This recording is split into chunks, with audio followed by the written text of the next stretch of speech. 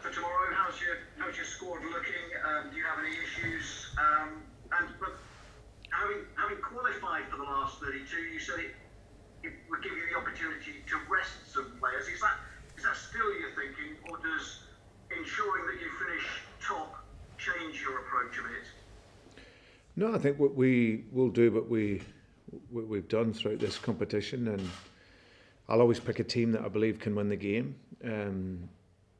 I think we were able to look at that in our last game away, knowing that whatever would happen, we could win the group and finish in first place by winning this game. So we'll pick a team accordingly. Like I said, so many games, but the squad, they've absolutely been first class in terms of when they've been asked to come in, and we will pick a strong team to look to get the result. I just wondered, you mentioned the want to go and win this group and putting out a strong squad to go and win the game tomorrow night. I just wonder how you balance that, and what the importance of balancing that is, with wanting to win the group along with player welfare and fitness within a really busy period that we're seeing up to Christmas, and of course over Christmas as well, alongside maybe offering the experience of some of the younger players that we saw against Zoya. What's that like for you, having to manage that, and how important is it?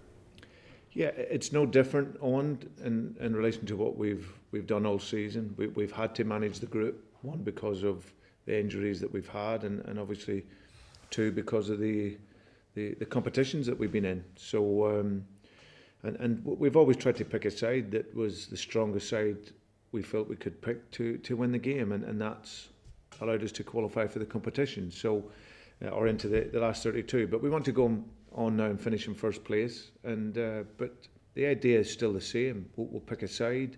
We have to bear in mind, like you say, we a game on Sunday, then a game in the midweek, the following Sunday, and then it's all the games come thick and fast. So winning the game, tactics, player welfare, fitness, all of that all comes into your thinking whenever you're picking the team. Obviously, only the second time the club's competed in Europe in sort of 20 years. I mean, you'd have settled for winning the group in the last game. You'd have settled for this position in the summer, wouldn't you? And secondly, I just wondered if there was a clearer timescale on Cags for his comeback. Yeah. Firstly, that was what we wanted to achieve at the start of the qualification phase, John. It was coming into Europe, new experiences, new challenges for most of the group. Having to mix European football with league football and domestic football. So for us, we've tried to embrace that and really enjoy that challenge. And yeah, for us to be in the position to win the group, absolutely brilliant. And let's see if we can get to first place. We know we've qualified, but our ambition is to be the best that we can. And then we can put that to bed until the new year, and then concentrate domestically. Secondly, in terms of Cags, there's no sort of, I don't want to really get locked into any sort of time and date. This is really going to be how he feels. There's a lot of great medical work going on with him, but there's also it's him. He has to get comfort in it. So he's out on the field. He's working. He's gone through various movement patterns in order to find that comfort. So hopefully it'll be sooner rather than later. But we don't really want to be rushing it. We felt on the last one he'd done a lot of work, and he's gone into the game, and the scan showed up clear, but it was more telling us about how he feels, that he's not quite there himself with the comfort. The scan, everything was clear. There was nothing shown. So we just need to make sure that he's right, and that'll be paced by him and the medical team. Is there an update on Timothy Castagne's fitness at all? Yeah, he's